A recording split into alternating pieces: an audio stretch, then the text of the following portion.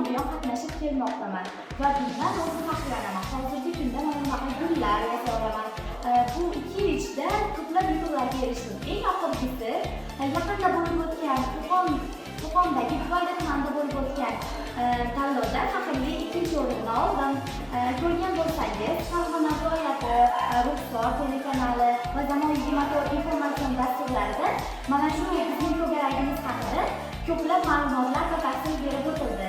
Men mana shu 2 yil ichida ko'plab yutuqlarga erishdim. Bundan o'zim bag'oyatda mamnunman. Bizni to'garagimizning asosiy vazifa va maqsadlari bor.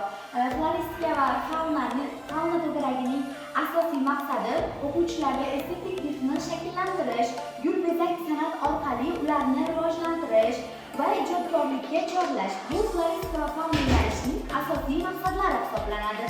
Vazifalarga keladigan bo'lsak, turli gul turlarini tanlash va parvarishlash bo'yicha bilim berish.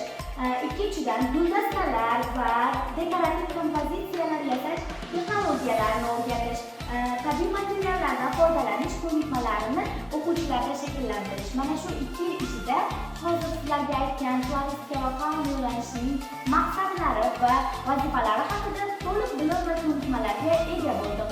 Buning uchun shu darajaga yetishimga sababchi bo'lgan ota-onam va mening sevimli ustozim Yunus Raxmatxonga o'z tashakkurlarimni bildiraman.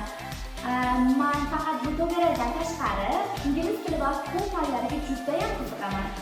Hozirgi kunda IELTS'dan 7 sertifikat olish uchun juda ham qattiq o'qimoqdaman va o'zimni qiziqishim mana shu floristika va fauna yo'nalishida.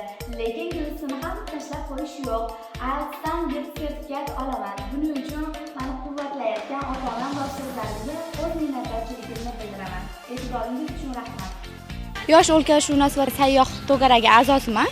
Men birinchi marta qatnashishim bugungi Gullar va qushlar festivalida. Bu menda juda katta taassurot uyg'otdi.